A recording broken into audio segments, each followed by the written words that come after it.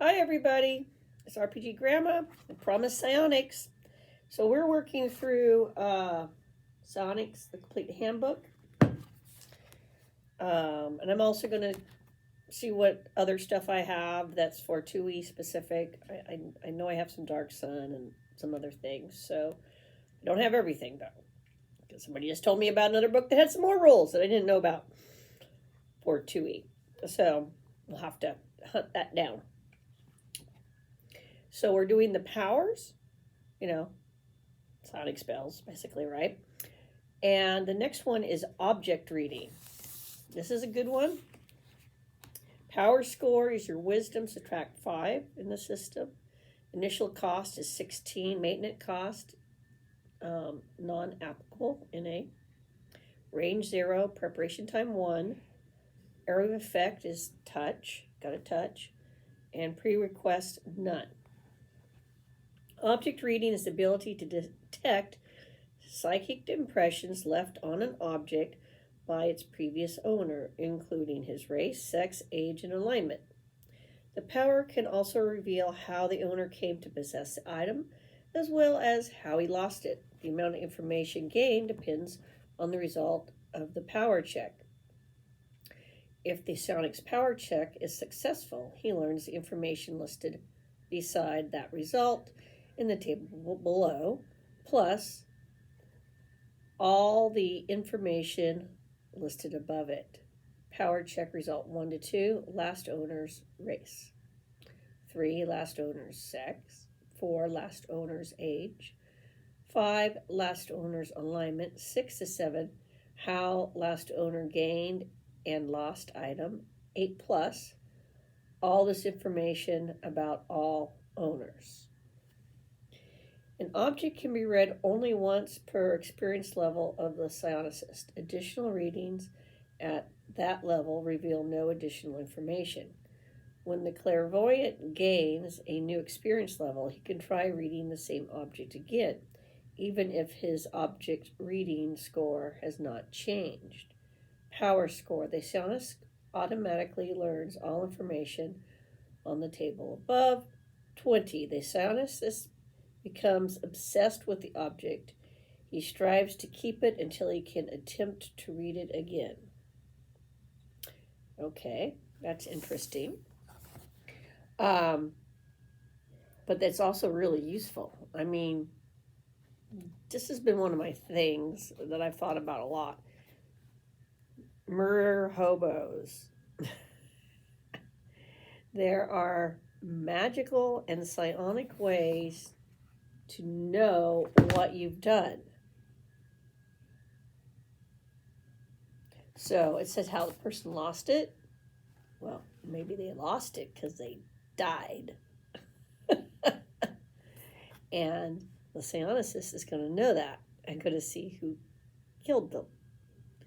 Just because they dropped the item and lost it when they were getting impaled by the player characters who are killing the village.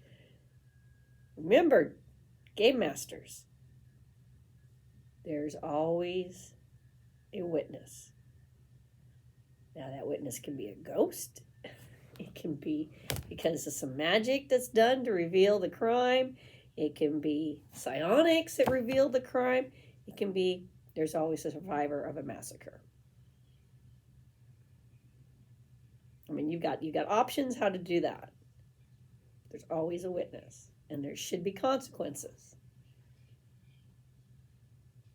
Should be consequences. And it shouldn't just be people playing a video game and hacking and slashing.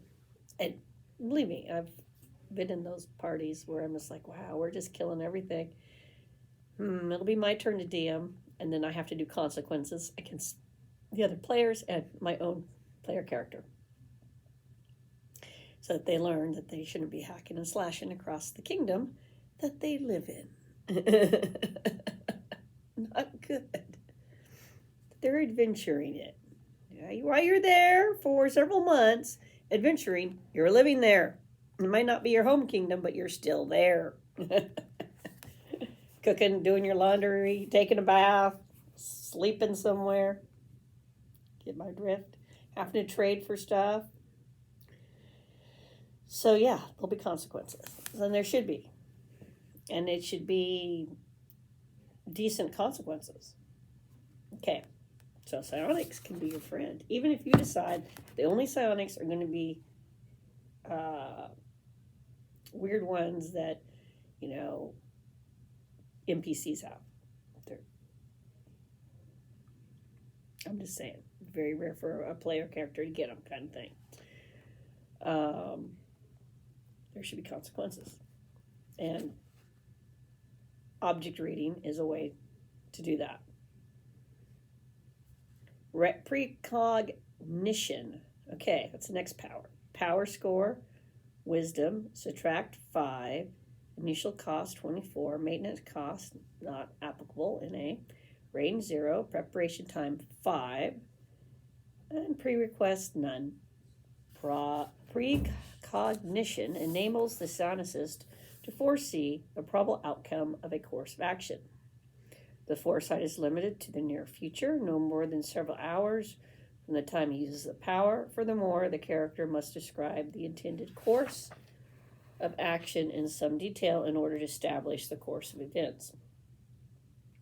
DM makes a power check secretly. If the check fails, the character gains no information. If the roll is 20 exactly, the character sees himself meeting his own death in a particular nasty and grisly way and must make a saving throw versus petrification. Basically, terrified, right? If the character fails to save, he is completely shaken up by the vision that all his psionic power scores are reduced by 3 for 1d6 hours. If the power check succeeds, the character sees the most likely outcome of actions described. The DM has some liberty by describing the scene and should use the D20 roll as a guide to how much detail to include. High rolls get more detail. Even when it's successful, precognition offers no guarantees. The psionicist sees only one possible, albeit likely, outcome to a specific course of action. If the characters involved deviate from the actions the psionicist describes, then they are changing the conditions and the lines of time, and thereby making other outcomes more likely. This is where you get your wiggle room, DMs. Die rolls, particularly for surprise, initiative, and normal combat, also play a large part in a precognition's inaccuracy. The DM cannot be expected to engineer die rolls to the player's advantage, and even events with 95% certainty fail to occur 5% of the time. Anyone who relies on precognition to the exclusion of caution and common sense is asking for trouble. Precognition is tiring. Regardless of the outcome, a psionicist who has used this power must rest for at least one turn before he can use any other Clairsentient powers. The use of other disciplines is not affected. I don't know. I would make that DM's option. If it's so exhausting, then why wouldn't it affect your ability to do other powers? It's your mind that you're exhausting. Just saying. Power score. The psionicist player may re-roll 3 die rolls to maintain the prognation's validity. 20, see above, not an optional result. Okay, so the next one we'll do, next video that I do on this will be sensitivity to psychic impressions. Again, this is another one good for soothing out stuff, crime prevention, catching the bad guys, finding out what happened. So we're getting there.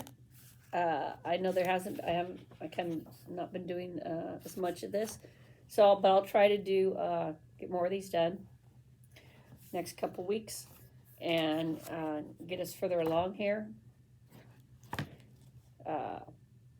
But I hope you guys are enjoying learning about what they were thinking about in D&D 2E. And remember, It's your table, so you decide how well this stuff works and how you want to play it. Just because they're like, no, the die rolls count anyway. Well, you're also role playing. So if the players do exactly what they're supposed to, then the chance of them failing should be very, very low. You really, at that point, need to be weighting the dice rolls in their favor, whether you're having them do initiative or any of that stuff. Depending on who's doing the rolling, all that stuff. I mean, I know all tables are run differently. Old D&D, DM rolled everything quickly. People transitioned. Like, no, I want to roll some stuff, right? And tables tended to develop their own take on dice rolling. But seriously, if you're going to have precognition, you need to think about how you're going to do that. But they gave you some wiggle room there. If they don't do what's described, then that result becomes increasingly more difficult to get. Okay. So this is, 5E has the advantage, disadvantage rules, where 2E does the weighting of your rolls in one way or the other in the player's favor. Same with other editions. So I don't know about 4E, but I'm pretty sure all the others did it that way. You either get pluses or negatives depending on which way you're going up and down the scale.